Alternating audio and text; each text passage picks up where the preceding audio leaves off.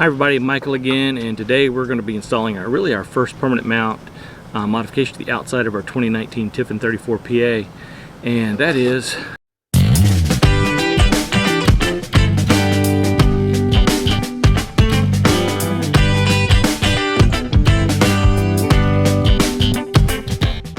accent lights. These are going to be underneath, and we're going to be doing this like we do a lot of our projects here. We're going to be doing this super inexpensive and a little different than what everybody else is saying. So if you're not already a subscriber, go ahead and hit that subscribe button down below, ring the notification bell so you'll know when we have more content, and we'll show you exactly how we're doing this way cheaper than most people. I've seen kits from probably the most popular place to get accent lights for RVs and cars. They're going to run about $300. I paid $17 off of Amazon for this guy right here. It includes 65 feet of LEDs and 2 spools of 32.5 feet each. Now, I will say that the reason this is $17 versus the $300 for the other kits is this is not waterproof.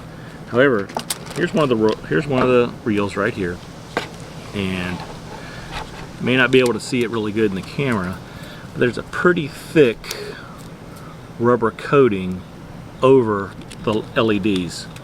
So we got 2 of these spools, a power supply, and probably the coolest thing here is we have in this guy right here, which is the Wi-Fi module.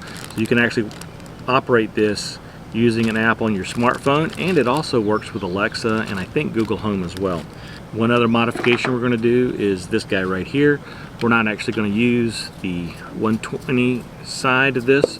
We're going to cut this cable off, and we're going to install an inline fuse and a cigarette lighter adapter because I already have a cigarette lighter outlet in my front basement bay. So we're just going to reutilize this cable.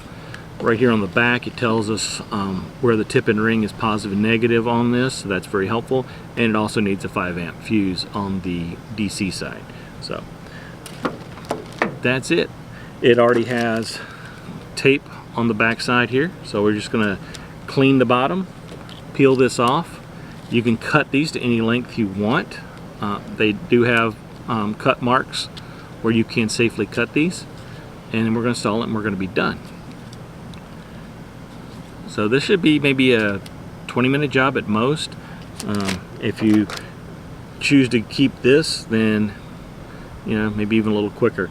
Now obviously when you're using any type of adhesive at all to put things on, you want to make sure that the surface is free of dirt and debris and dry. So my good buddy Mel is actually wiping down those areas right now as we speak. He's already got this side done. He's working on the other side.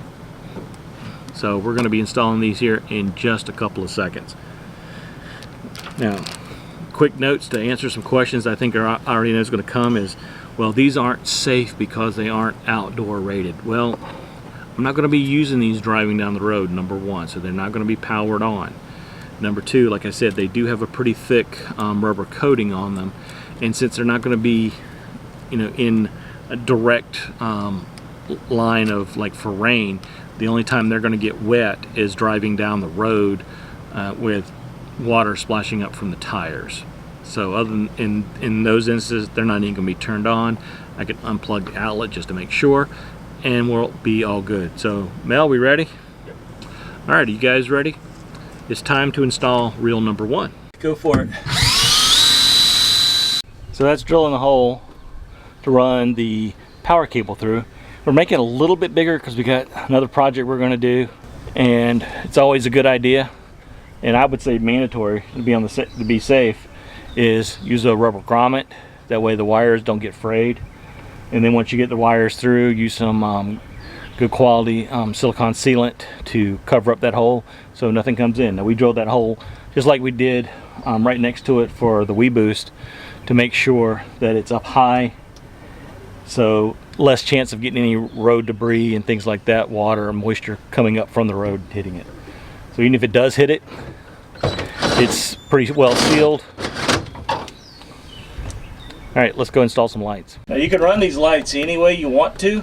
Doesn't really matter. It's whatever you want to do. If you mess up, just get some double-sided tape, some more double-sided tape, and reapply. Again, $17 for this whole setup. So even if it only works for a couple of months, it still beats paying $300. And as you can see, the installation is pretty darn simple. At least for this side.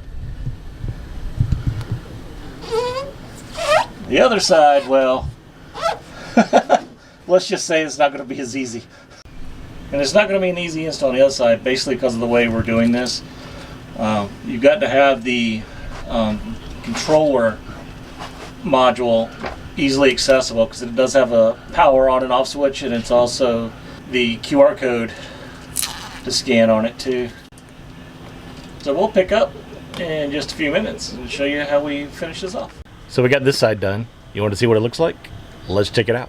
So one thing we didn't think about, which is kind of nice, we got this lip here from the basement doors, and it's actually going to help protect this light from the elements. So this might work out better than I thought. Let's check it out. Okay, as you can see behind me, it's a little dark now, and we already ran into one small problem with this install. Is we turned a little too sharp and we broke the wires. So these things are pretty fragile, but again, it's $17 for 65 feet. So I ordered another set, so we got this run, and we'll show you in a second, but we're going to go ahead and hook it up to the app. It's a Smart Life app, same app that we use for our Wi-Fi plugs. Now to get this started, and I got my assistant over here, Mel, and what he's going to do is he's going to long press on the power button for 5 seconds, and then I'm going to start scanning that, and then the lights will start flashing very fast, and then we'll get it hooked up to the app. So we'll move it over here so you can actually see the lights flashing. So go ahead and long press the 5 seconds. All right, we're flashing, so now we're scanning. Probably can't see, but we're scanning. Okay, took a couple of tries, but we got it installed. And just go ahead and show you the Smart app, as you can see right here.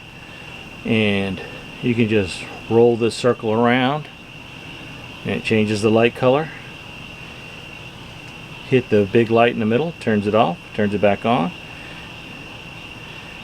You have different modes here that you can put it in. That's read mode, that's night mode, working, leisure. This is gorgeous mode, dazzling mode, colorful mode, and soft mode. So it has all those modes, but there's no co-mode. Keep that in mind. If you're looking for that, different video. This also will dance to the music. We're not going to test that out right now. You can also set up a timer and a schedule, so you can have it just turn on during the day or turn on during the night, whichever one you want. I wouldn't recommend leaving it on during the day, because what's the point? Nobody sees it.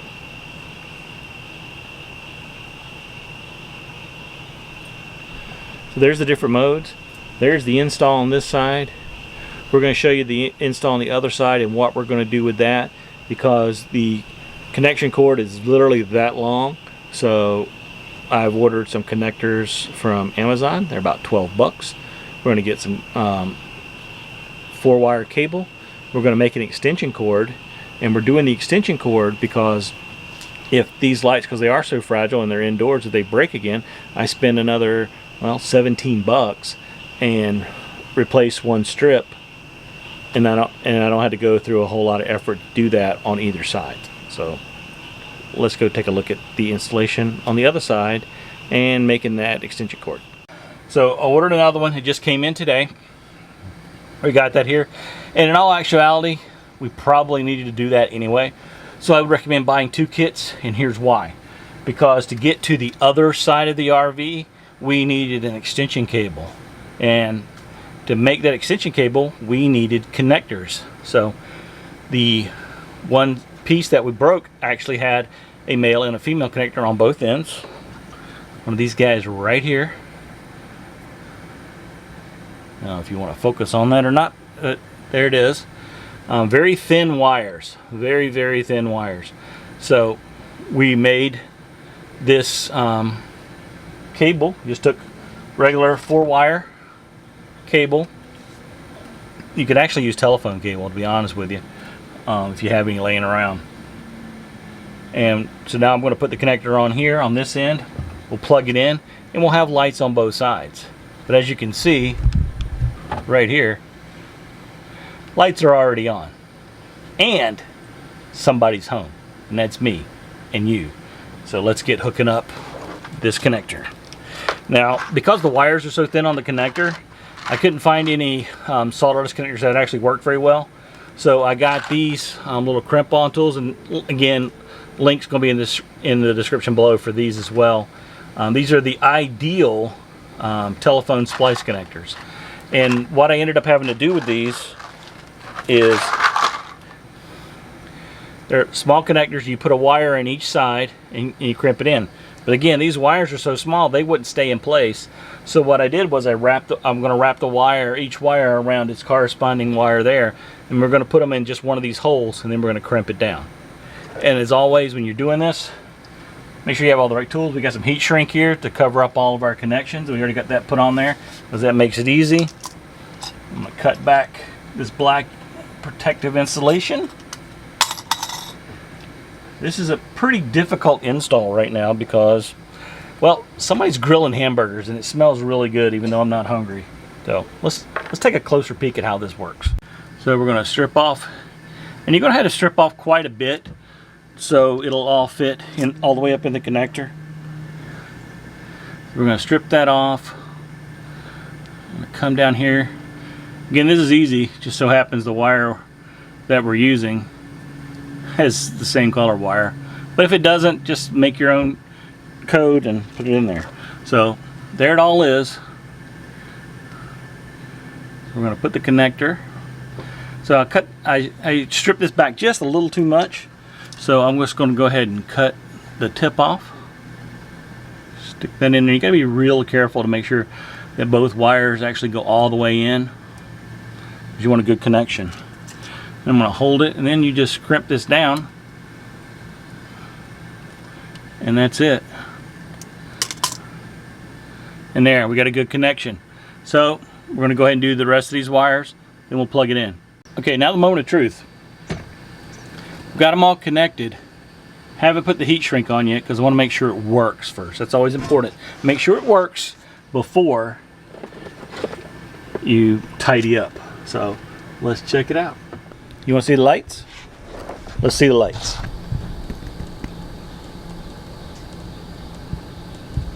So that's it. We just got to finish up, put the heat shrink on, finish tie strapping. I left a lot of slack on both ends of this cable here, so in case I ever have to redo a connector or whatever, I've got plenty of slack. And that's always a good note when you're running wires like that.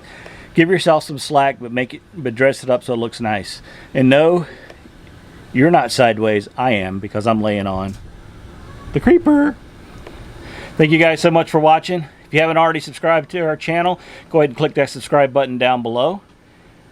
And if you'd like to help us help local veterans charities, then consider becoming a Patreon or YouTube member, or buy some of our merchandise. And links to all that stuff is in the description below as well. Thank you guys so much for watching this video, and may your next journey be an epic adventure.